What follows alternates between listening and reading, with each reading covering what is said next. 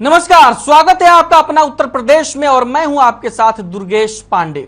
बात करेंगे इस वक्त की बड़ी खबर की। इस वक्त की बड़ी खबर लखनऊ से आ रही है। लखनऊ से इस वक्त की बड़ी खबर हम आप तक पहुंचा रहे हैं। राजधानी लखनऊ पहुंची द्रौपदी मुर्मू, मंत्री असीम अरुण ने किया स्वागत। एनडीए की राष्ट्रपति पद की उम्मीदवार हैं द्रौपदी मुर्मू। द्रौपदी मुर्मू राजधानी लखनऊ पहुंची। उत्तर प्रदेश की राजधानी लखनऊ में मंत्री असीम अरुण ने द्रौपदी मुर्मू का स्वागत किया। राष्ट्रपति पद के लिए एनडीए की तरफ से उम्मीदवार बनाई गई हैं द्रौपदी मुर्मू। तस्वीरें आप अपनी टीवी स्क्रीन पर देख सकते हैं।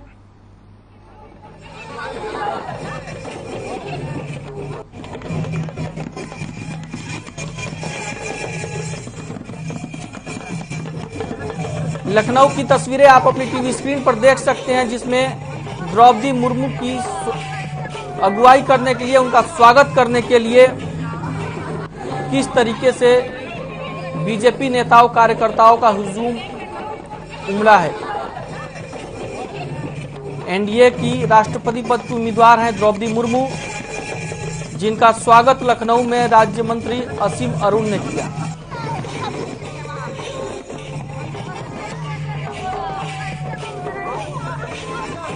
द्रौपदी मुर्मू लखनऊ पहुंची हैं, जहां पर मंत्री असीम अरुण ने उनका स्वागत किया। लखनऊ से ये तस्वीरें आप अपनी टीवी स्क्रीन पर देख सकते हैं।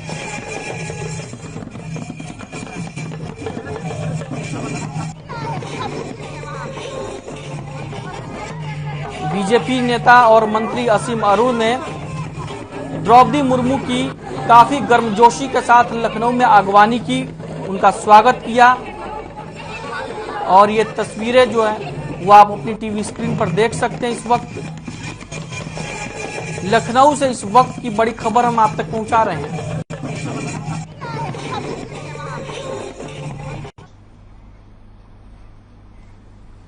वहीं देश के राष्ट्रपति पद के लिए 18 जुलाई को होने वाले चुनाव को लेकर राज्यों में गहमा गहमी जोरों पर है। भुवनेश्वर के बाद उत्तर प्रदेश की राजधानी लखनऊ पहुंची एनडीए की प्रत्याशी द्रौपदी मुर्मू का बीजेपी नेताओं ने स्वागत किया। एनडीए की प्रत्याशी द्रौपदी मुर्मू इंटरनेशनल एयरपोर्ट अमौसी पर पहुंची, जहां एयरपोर्ट पर सीएम योगी आदित्यनाथ के साथ डिप्टी सीएम केशव प्रसाद मौर्य और डिप्टी सीएम ब्रजेश पाठक उनसे मिलने पहुंचे। द्रौपदी मुर्मू लोक भवन में बीजेपी गठबंधन दलों के साथ बैठक में शामिल हुई।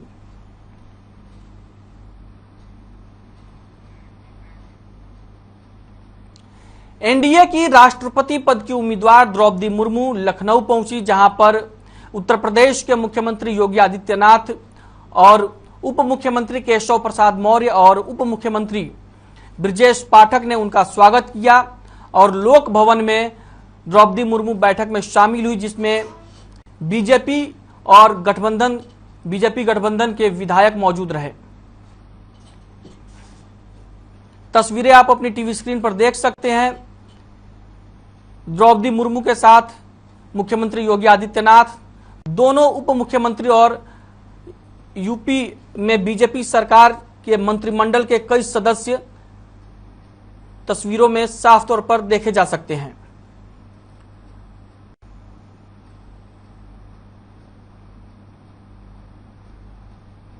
द्रौपदी मुर्मू एनडीए की तरफ से राष्ट्रपति पद की उम्मीदवार बनाई गई है और इसी के सिलसिले में विधायकों से संपर्क करने के लिए द्रौपदी मुर्मू आज लखनऊ के दौरे पर हैं।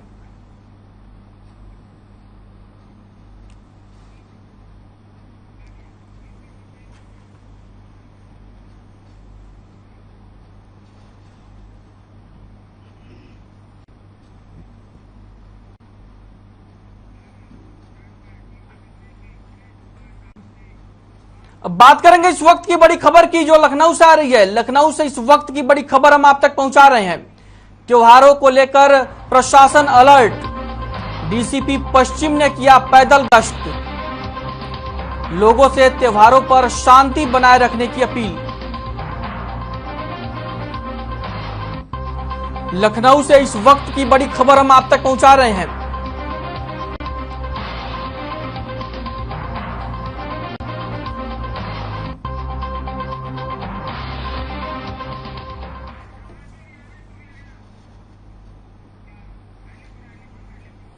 टीवी स्क्रीन पर आप तस्वीरें देख सकते हैं जिसमें डीसीपी पश्चिम पुलिस बल के साथ गश्त करते हुए दिखाई दे रहे हैं।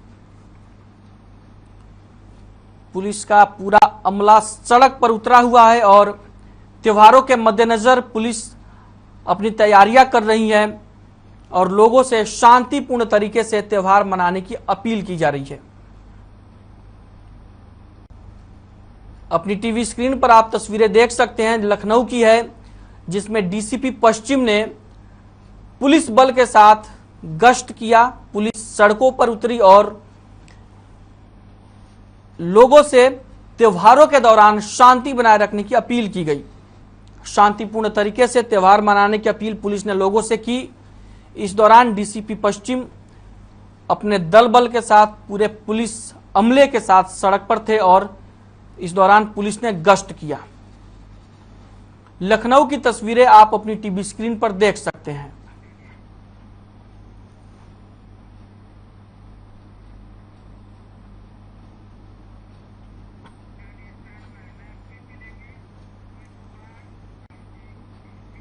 वहीं हमीरपुर में जिला जेल से पैरोल पर छोड़े गए कैदियों के गायब होने से प्रशासन की मुश्किलें बढ़ गई हैं। आपको बता दें कि कोरोना काल में 25 कैदियों को पैरोल पर छोड़ा गया था जो अभी तक वापस जेल में नहीं आए हैं। कैदियों के परिजनों को जेल की तरफ से नोटिस भी भेजा जा चुका है और कहा गया है कि वो जल्द से जल्द कैदियों को ढूंढकर जेल में वापस भेजें।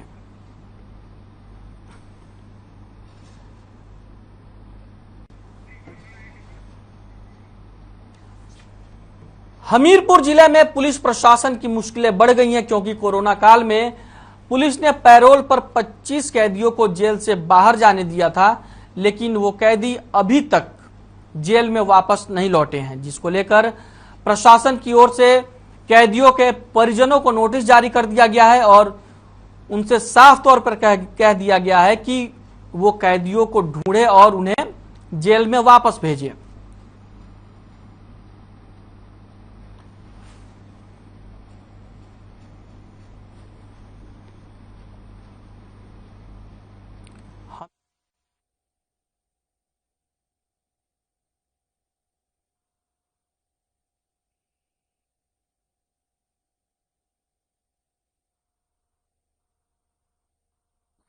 शासन के द्वारा कारागारों में कोरोना के प्रसार को रोकने के लिए बंदी डेंसिटी को कम करने के उद्देश्य से कुछ बंदियों को जो 7 साल से सजा जिनकी कम थी उनको टाइम बॉन्ड पैरोल पे छोड़ा गया था।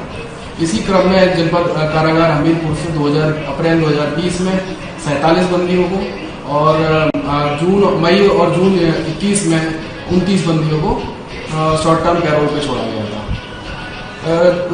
इसकी जो अवधि है पैरोल की वो कई बार बढ़ाई गई शासनादेश के अनुसार, लेकिन अवधि की समाप्त होने के बाद भी हमीरपुर कारागार के लगभग 25 बंदी जो है वापस लौटकर नहीं आए, जिसके संबंध में जो है पुलिस अधीक्षक महोदय या कंसर्निंग जिस थाने अंतर्गत बंदी आता है उसके थानाध्यक्ष को अवगत करा दिया गया है और उनको पकड़े जाने की कार्यवाही प्रचलित है।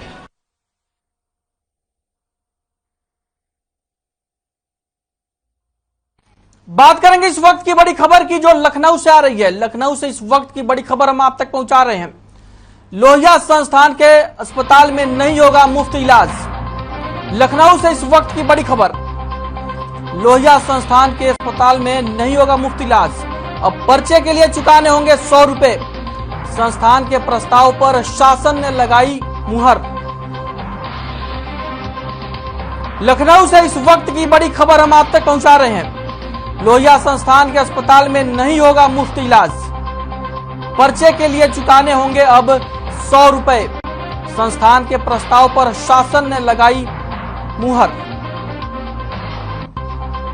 लखनऊ से इस वक्त की बड़ी खबर हम आप तक पहुंचा रहे हैं। लखनऊ में पीजीआई थाना क्षेत्र के अंतर्गत नगर निगम की टीम ने बड़ी कार्रवाई की, जहां एक तरफ उत्तर प्रदेश सरकार पॉलीथीन को पूरी तरह से बैन कर रही है तो दूसरी तरफ कुछ व्यापारी और दुकानदार हैं जो चोरी छुपे पॉलीथीन का बिजनेस कर रहे हैं और सरकार के आदेशों का उल्लंघन कर रहे हैं। नगर निगम की तरफ से पीजीआई क्षेत्र में बड़ी कार्रवाई करते हुए भारी मात्रा में पॉलीथीन बरामद किया गया है। पॉलीथीन के साथ डिस्पोजल गिलास, चम्मच का पैकेट सहित कुछ प्लास्टिक के पैकिंग सामग्री भी बरामद की गई है।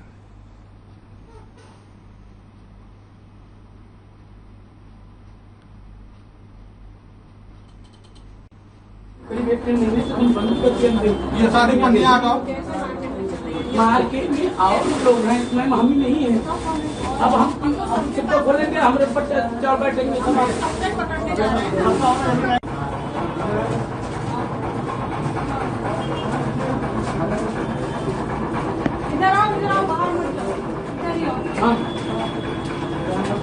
ये उठवा आ जाएंगे। करीब 1 महीने से हम बंद कर दिए। ये सारी पंडिया का मार्केट में और लोग हैं, मैम हम ही नहीं है। अब हम सबको बोलेंगे हमारे बच्चे चार बैठेंगे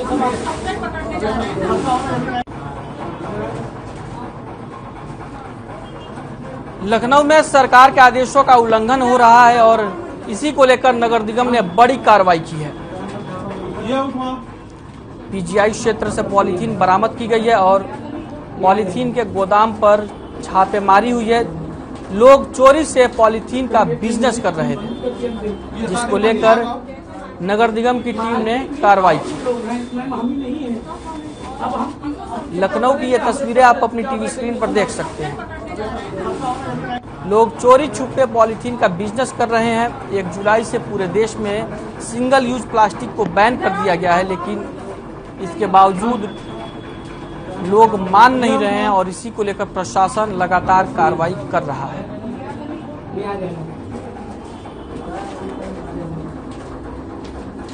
करीब 1 महीने से हम बंद कर दिए। ये सारी पंडिया का मार्केट में और लोग हैं, मैम हम ही नहीं है। अब हम सबको बोलेंगे हमारे बच्चे चार बैठेंगे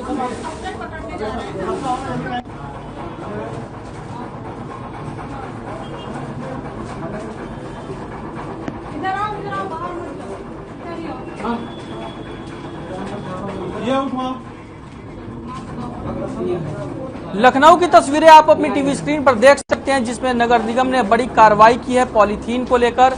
पूरे देश में 1 जुलाई से पॉलीथीन सिंगल यूज प्लास्टिक को बैन कर दिया गया है, लेकिन इसके बावजूद लोग चोरी छुपे लगातार इस बिजनेस को कर रहे हैं, जिसको लेकर प्रशासन भी लगातार एक्टिव है और जहां भी सूचना मिल रही है उन जगहों पर छापेमारी की कार्रवाई को अंजाम दिया जा रहा है।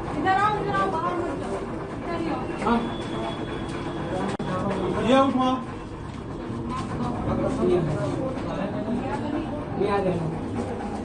लखनऊ के पीजीआई क्षेत्र में ये कार्रवाई हुई है, जिसमें सिंगल यूज प्लास्टिक को लेकर नगर निगम की टीम ने छापेमारी की। पूरे देश में 1 जुलाई से सिंगल यूज प्लास्टिक के इस्तेमाल को रोक दिया गया है। सिंगल यूज प्लास्टिक के इस्तेमाल पर बैन लगा दिया गया है, लेकिन इसके बावजूद भी लोग लगातार चोरी छुपे इस कारोबार को कर रहे हैं। पूरे देश में 1 जुलाई से सिंगल यूज प्लास्टिक के उत्पादन, खरीद, बिक्री को बैन कर दिया गया है, लेकिन इसके बावजूद भी लोग मान नहीं रहे हैं, जिसके चलते प्रशासन को लगातार एक्टिव होकर कार्रवाई करनी पड़ रही है। मार्केट में और लोग हैं, मैम हम ही नहीं है। अब हम सबको बोलेंगे हमारे बच्चे चार बैठेंगे लखनऊ की तस्वीरें आप अपनी टीवी स्क्रीन पर देख सकते हैं, जिसमें नगर निगम बड़ी कार्रवाई करता हुआ दिखाई दे रहा है। नगर निगम के कर्मचारी एक गोदाम में पॉलीथीन को लेकर छापेमारी करने पहुंचे थे। वहीं लखनऊ के मॉल में 31 सूत्री मांगों को लेकर भारतीय किसान यूनियन लोकतांत्रिक का 11वें दिन भी सैदापुरा चौराहे पर धरना प्रदर्शन जारी है। धरना प्रदर्शन की अगुवाई कर रहे राकेश सिंह चौहान ने बताया कि अगर हम लोगों की समस्याओं को सुनने के लिए कोई जिम्मेदार व्यक्ति नहीं आया तो हम सभी किसान भाई मुख्यमंत्री आवास का घेराव करेंगे और हम लोग कानून को अपने हाथ में लेने का कार्य करेंगे। साथ ही उन्होंने ये भी कहा कि कई मांगों को लेकर उप जिलाधिकारी को अवगत कराया गया है, लेकिन आज तक कोई सुनवाई नहीं हुई है, जिसके चलते हम लोग धरने पर बैठे हैं और जब तक समस्याएं नहीं सुनी जाएंगी तब तक हम लोग धरने से नहीं उठेंगे।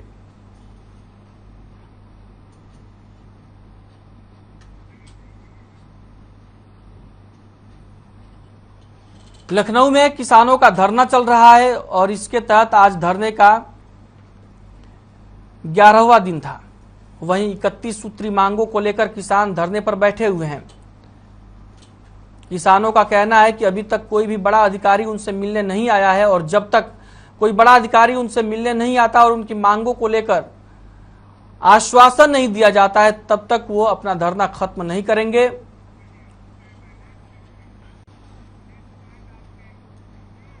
वहीं उत्तर प्रदेश में योगी आदित्यनाथ की सरकार आने के बाद गो हत्या पर रोक लगा दी गई थी, लेकिन हरदोई के गौशाला में मौजूद 165 गोवंशों में 3 गोवंश मृत पाए गए। दरअसल सूखा भूसा खाकर गोवंश की हालत खराब हो गई और गौशाला में गायों को हरा चारा नहीं मिल रहा है। वहीं इस मामले में गौशाला के कर्मचारी मिंजा ने बताया कि गौशाला में पिछले कई महीनों से हरा चारा नहीं आया है। भूसे गोवंश गौशाला परिसर में घूम घूम कर जमीन पर पड़े भूसे की जगह पर मिट्टी को चाटने को मजबूर हो रहे हैं।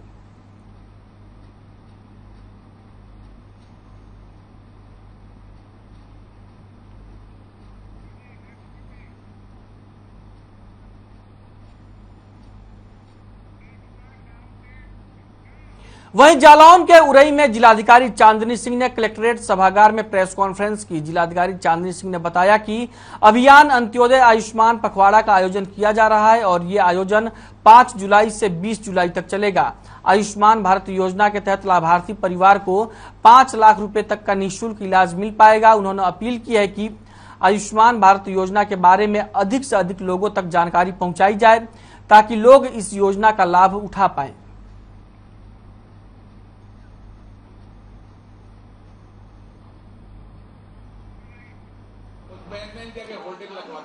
परिवार में 5 लाख तक का उपचार प्रत्येक साल इस कार्ड के माध्यम से कवर हो रहा है। तो ये बहुत ही महत्वपूर्ण और लाभदायक योजना है और ज्यादा से ज्यादा लोगों को जो पात्र हैं, जो सूची में जिनके नाम हैं, उनको कार्ड ना बनने की वजह से इसका लाभ नहीं मिल रहा है। तो ज्यादा से ज्यादा लोगों को इससे जुड़ना है, कार्ड बनना है। लोग कैसे पता करें कि वो पात्र हैं या पात्र?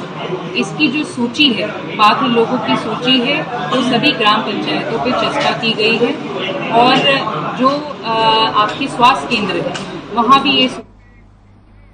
प्रयागराज में भूजल सप्ताह मनाया जाएगा। साथ ही पानी की बर्बादी को रोकने के लिए लोगों को जागरूक भी किया जाएगा। जन जन तक जल पहुंचाना है, जल संरक्षण अपनाना है के नारे के तहत लोगों को पानी का सही उपयोग कैसे करें समझाया जाएगा। आपको बता दें कि भूजल सप्ताह 16 से 22 जुलाई तक मनाया जाएगा।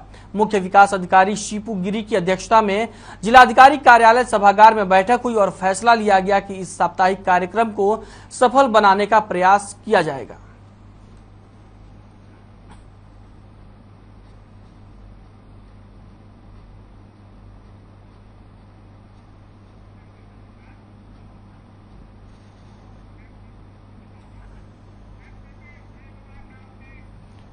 वहीं रायबरेली में बैंती रजवाहा में टेल तक पानी नहीं पहुंचने की वजह से किसानों का गुस्सा फूट पड़ा। आक्रोशित किसानों ने सिंचाई विभाग के खिलाफ प्रदर्शन करते हुए जमकर नारे लगाए। किसानों का आरोप है कि बंदरबाट के चलते कई साल से बैंती रजवाहा की टेल तक सफाई नहीं हुई है, जिसका खामियाजा किसानों को भुगतना पड़ रहा है। आपको बता दें कि शिवगढ़ क्षेत्र में धान उत्पादन का प्रमुख केंद्र है।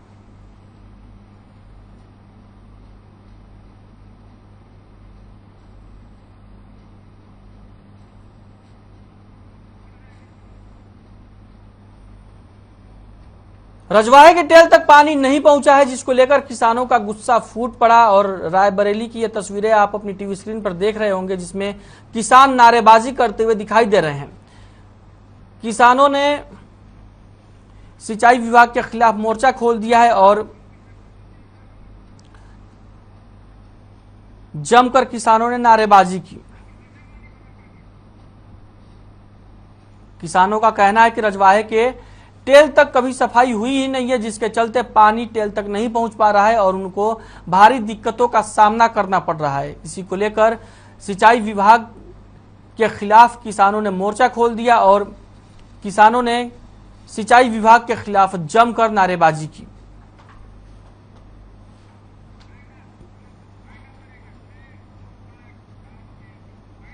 अपना उत्तर प्रदेश में फिलहाल के लिए इतना ही। मुझे दीजिए इजाजत और आप बने रहिए हर खबर के साथ।